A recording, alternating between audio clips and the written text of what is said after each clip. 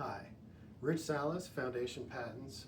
I'd like to tell you about the trademark statement of use specimen. Now, a lot of people use those trademark companies. They're not lawyers, I can't say their name, I guess. But you could do that, but they tend to abandon people. Getting a registered trademark on the USPTO General Registry of Trademarks, the good one, the one that lets you sue infringers, protect your brand. Intellectual property, after all, is part of your portfolio. So when you want that trademark, you do the application right, get the international class right, give the proper disclaimers. Then if you get a conditional allowance within about 6 months, PTO is actually running pretty quick right now, so you get it in about 4.5 months. It says notice of allowance, but it's really a conditional allowance. If you filed section 1B, which is intent to use, which means you wanted to hold your place for your brand, your mark, your logo, the word mark, but you weren't able to show that you're using it in commerce yet, which makes sense. As a microentity startup, you want to make sure your intellectual property is solid before you start building a brand. You don't want to find out you're an infringer down the road. So why this conditional allowance?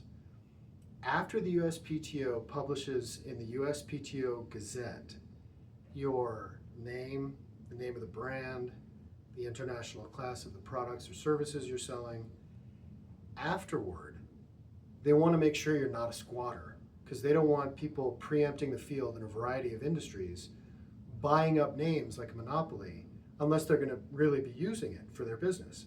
You can imagine. So they send a conditional allowance, and then they give you 6 months. You can extend that for up to 3 years. Each extension requires greater and greater good cause. Initially, it requires no cause, and then each 6 months, you got to prove, hey, what's the delay? But they're pretty cool about it.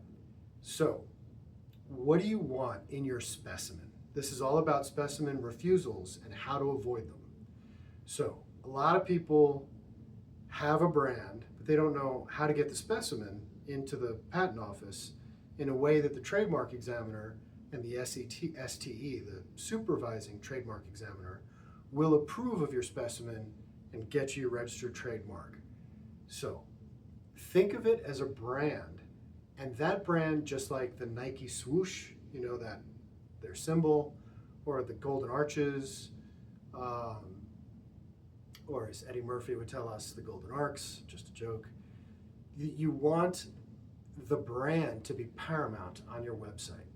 If you've got a product and you can engrave your brand onto the product or onto the packaging, or even if you're showing it on the shelf, it should be on the price tag, it should be on the label. Let's say it's at Target. You want your brand name right there on the product and the logo if possible. I know you have to pay for shelf space in a variety of big commercial stores, but if it's your website, which nowadays is the vast majority of trademark holders, have their website. Here's what you want to do. Especially on the landing page and on the shopping cart page, you want to have your brand prominent, front and center, and you want to make it very clear that you are in fact selling or the goods and services that you applied for way back when you did the first application. You don't have to show all those products and all those services, just one. They look for just one. The logo has to be exactly the same as the one on your application. The logo you uploaded, PDF, JPEG, PNG, however you uploaded it, it's got to be exactly the same. The slightest difference in background color, shading, font will destroy the whole thing.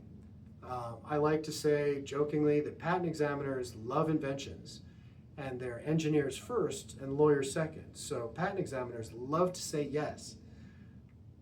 No disrespect, but trademark examiners are not engineers. They're lawyers first. And with all due respect, lawyers like to say no. So get it right. Here's how you get it right. get your logo on the brand or all over your website showing the product or the services exactly as you applied in the international class.